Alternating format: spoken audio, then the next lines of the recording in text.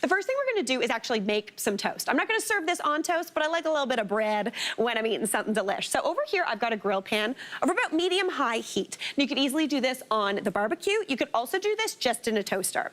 I've got a few slices of sourdough here, and I just want, right? Sourdough's so fun. It always kind of looks like a bunny when you slice it, which is a joy.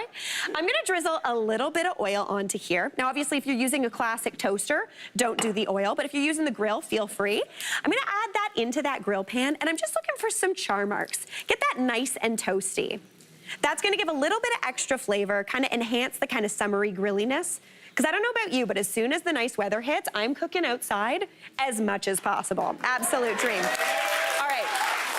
While that toast gets to toasting for about a minute or two, I'm gonna go over here and work on that whipped ricotta. Now, whipped ricotta is super delicious, super easy, and it requires literally no whipping. There's no whisks, nothing like that. You're gonna get out your food processor or your blender. You could do this in a smoothie blender as well, but just let the robot do its job. It's here for that. Thank you, robot. You're doing your thing. All right, into there I'm gonna go in with about 1.5 cups to 2 cups of ricotta cheese. So I'm just gonna add the whole kind of container. Add that on in. Then to kind of amp up the flavor, because ricotta is really neutral, super soft and creamy, I do want a little bit more of a punchy cheese in there. So I've got 1/2 cup of grated Pecorino Romano cheese. Now, Pecorino Romano is like a sheepy version of Parmigiano Reggiano. It's salty, it's delicious, a little bit more funk. You could easily swap that out with Parmigiano Reggiano though. Into there as well, I'm gonna go in with a couple tablespoons of olive oil just to get things moving a little bit, just 2-ish.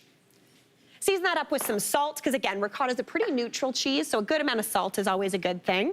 And then just to enhance those flavors, I'm gonna go in with a little bit of lemon zest and lemon juice. Just the zest of about 1/2 of a lemon and the juice as well. If you're not using that zest, I don't know what you're doing. You're definitely not watching the good stuff, I'll tell you that much, because I use this stuff in pretty much everything. I absolutely love lemon zest. It just brings the flavor of sunshine. Now, a little bit of juice goes a long way. Add that right on in as well.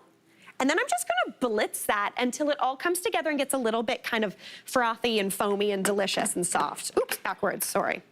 Pop that on. Why are food processors always the backwards that what you think they are? I don't know. Okay, let that go. It's gonna get whippy and beautiful and soft and creamy. So while that's doing its thing, let's chat our vegetables. So I've got some asparagus here. I've also got some sugar snap peas and some baby peas. If you've got peas that are fresh, feel free to use those, but I don't know about you. I'm not sitting around shelling all those peas. I'm just buying the ones that are from the freezer. But I'm just gonna snap off the ends of my asparagus just to get that woody bit out of here. And then I'm just gonna cut that into about 1-inch chunks. That's gonna give me a nice little kind of bite. Add that to the rest of that asparagus. And then we wanna just do a quick blanch on these vegetables. So I'm gonna head on over here. I've got my water boiling. And the trick when you are trying to get beautiful, bright green vegetables is you want to season the water kind of like you would with pasta. So give it a good amount of salt. That's going to keep them nice and green. It's going to season them as they cook. I can already feel people going, oh, Mary, that's too much salt. But don't worry, it's not. It's, yeah, right? And most of that's going to go down the drain. Now I'm going to check on my, oh yeah, look at that bread. Now I'm a professional and I'm using my hands, but feel free to use tongs. All right. So I've got a good amount of salt in there. I'm gonna go in with my asparagus, as well as those peas, and those sugar snap peas that I've just sliced up. But any sort of greens work here. That'll be absolutely beautiful. Now that needs about a minute or two just until they're bright green and beautiful. I'm gonna go check on this ricotta though. Oh, it looks really good. Okay, we're feeling it. All right, this is the thrill. You walk away, it's like making butter and you're like, okay. Like, look at the texture of that beautiful ricotta. It's creamy. I'm gonna give it a little taste. Oh my gosh. Just put that on everything. Dinner's done, everybody. We are in it for a treat. Okay, that is amazing.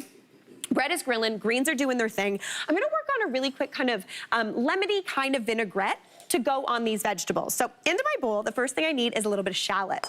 I love a shallot in the summertime. It's kind of like a softer onion. So I'm gonna use about 1/2 of a shallot here.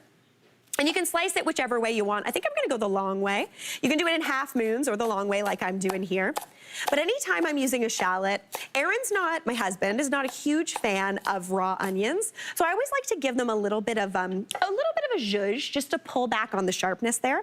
So add those into your bowl. And I also want to add in a little bit of acid, whether that's vinegar or lemon juice. I'm going to go for some lemon juice. But the first thing I want to do before I juice in that lemon is I want to add in some zest. I got the zest in that ricotta. I want it in here as well. But as opposed to using my rasp, which I typically do, this is my new favorite way to actually get lemon zest into recipes where I really want punchy lemon flavor. So get your vegetable peeler and kind of like you're about to make a cocktail, peel it off like that. Okay, real quick, I'm gonna check on my toast though, sorry. We're still good, we're still good. Okay, cool. Just peel off nice long strips, trying to get not much of that white. That's the bitter part of the lemon that you're not looking for. But as opposed to rasping it right over the bowl, what I like to do is do this, stack them up, and do a nice thin slice on there.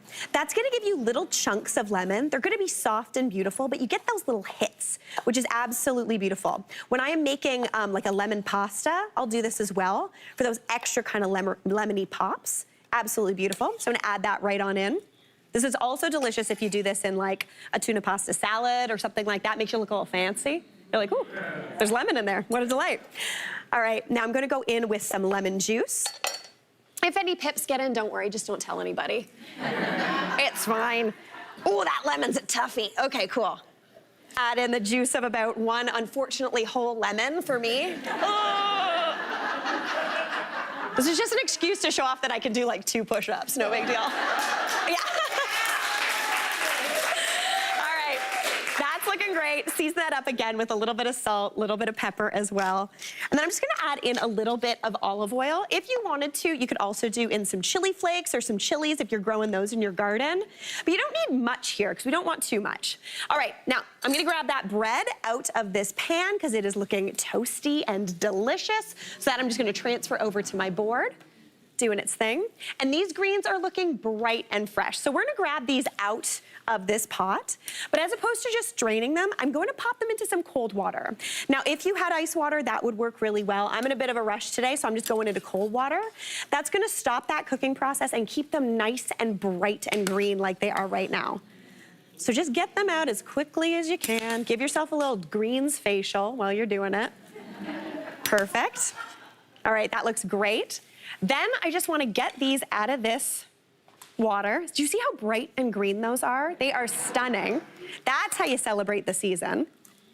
Pop them into just like a little clean dish towel. You can also just strain these if you wanna walk all the way back to your sink, but clearly I didn't today. Perfect. All right, those are looking beautiful. I'm gonna add those right on into that beautiful lemony vinaigrette. Now, if you are making this advanced, don't toss this in that lemon juice because that will make those greens be less poppy. Give that a little bit of a toss though. You see that shallot, you see that zest. Now all we need to do is plate this baby up. So grab that ricotta out of your food processor or your blender, and we're just gonna spread this right down onto our platter. You get to see how creamy that is. Give that a good zhuzh around. A nice little kind of plate within a plate, but made of cheese, which is always a good thing. Those greens go right on top. Looking beautiful. Oh my gosh, I'm very excited. Like, this is a celebration of summer right here. If you want, you can drizzle a little bit more oil on there, but just to really make a meal out of this, I've got some prosciutto that I'm just gonna nestle kind of around. Give that a little bit of that. Now, last trick, real quick before we have to throw to break. For this toast, grab a clove of garlic, slice off the end, give it a bit of a rub with that cut end of garlic, and you are gonna end up with the easiest garlic bread you have ever seen. Chop that in half, and you, my friends, have got dinner in a dash. Hey, Mary here. What did you think? Drop your comments below, and don't forget to like and subscribe for more of the good stuff.